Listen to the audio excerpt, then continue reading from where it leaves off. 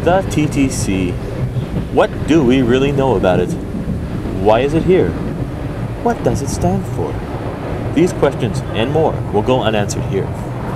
Instead, we'll focus on issues of safety, what dangers lie on the TTC rails, and how you can avoid them.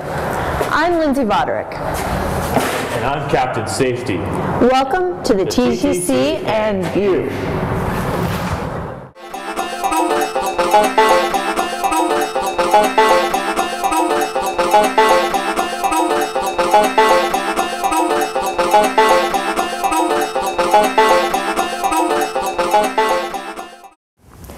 Mind the gap. Have you ever heard this saying before? The gap, as it's called, refers to the space between the platform and the subway. It is important to not step between the subway and the platform, as this is the danger of the gap. Here's the proper way to mind it.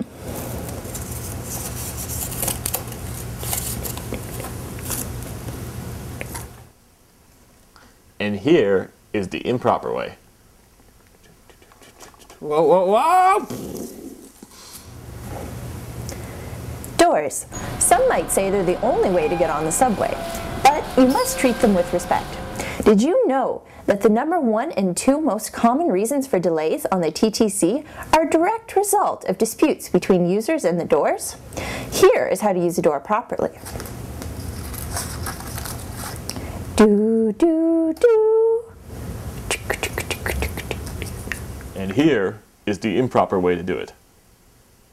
Open. I said open. Come on, I've had too much crap at school today. I want to open. I want to go home now. Now. Open the door. Open the door. We're sorry, this train is out of service. Oh, screw you. Open the door. Open the door. Open the door. Open the door. That was fast. For some strange reason, people commuting on the subway seem to find their experience boring. While I can't understand why this could be, it is clear that iPods and various other musical playing devices are a popular way to pass the time. However, using these devices can be distracting and a hazard to your safety. Make sure to use them carefully.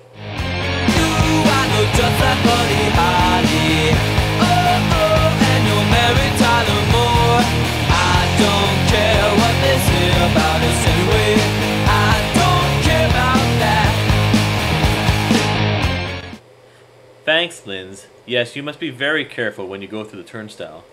The turnstile, she is a harsh mistress, and you must treat her with respect, lest this happen.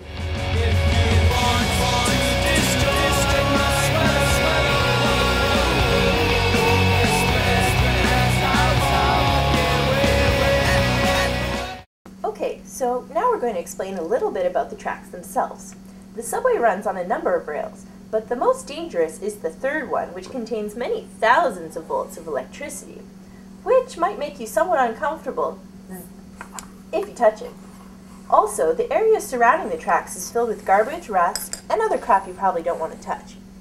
Also, the train comes down the track, so, Yeah, it'll smack you up good. Alright, for this one I can't demonstrate on camera, on account of the graphic nature of the calamity that would befall me. So instead we will present you with a before and after shot. This is the before shot. And this is the after shot. But piece of advice, boys and girls, don't mess with the frickin' tracks. Perhaps the most dangerous activity on the subway of all, of course, is talking to strangers. Most people you meet on the subway sit quietly and mind their own business. This is a good thing. However, sometimes you end up sitting next to a real crazy, a person so deranged you can never be sure what kind of horrific tortures they have planned for you in that schemy little head of theirs. The best thing you can do? Just try to ignore them. This is pretty much the worst video ever made. Stanford. Here's how not to talk to strangers on the subway. Hey baby, I'd like to see your broad view. How's about you and I go to Union and mind the gap, if you know what I mean? Finch off, you coxwell! Ryan, do you know how to have a safe pregnancy? Well, Lindsay, funny you should ask because this is a video about safety, but no. Well, just check out the advertisements. They're everywhere on the TTC. From ads about how to have a safe pregnancy to what new shoes to buy, they are plastered throughout entire stations, sometimes even directly painted on the walls. Individual trains display panel ads over all the seats. Whether you want to or not, you're forced to notice them. Whether they read them or not, passengers can't ignore the fact that someone is trying to sell them something. I know, aren't they great? Subway advertisements help me to be a better consumer. Without the Subway, why, I wouldn't know what to buy. Exactly, Ryan. But the real question is, why do we need to be told what to buy? The ads are here to tell us what to buy to support our consumerist, capitalist society. They tell us that if we don't read the government literature, we won't have a healthy pregnancy. That if we don't buy the coolest shoes, our friends will laugh at us. That if we don't buy the toothpaste that makes our teeth so white they can be seen from outer space, no one will ever want to see us smile ever again. Not only do they only support major corporations, they do nothing for the little guy, but they keep us all in a culture of fear.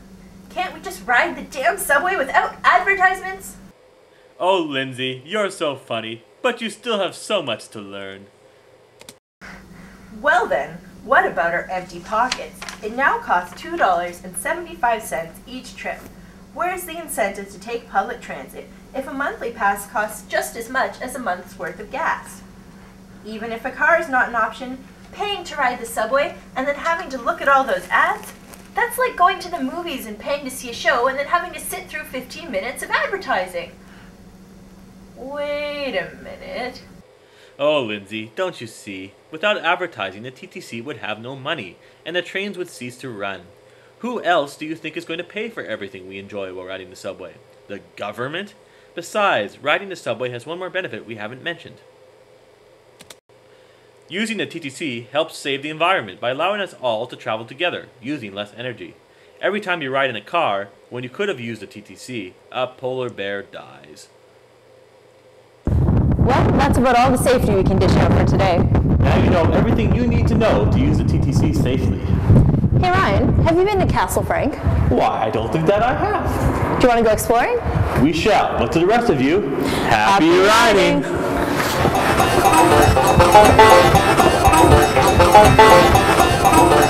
riding.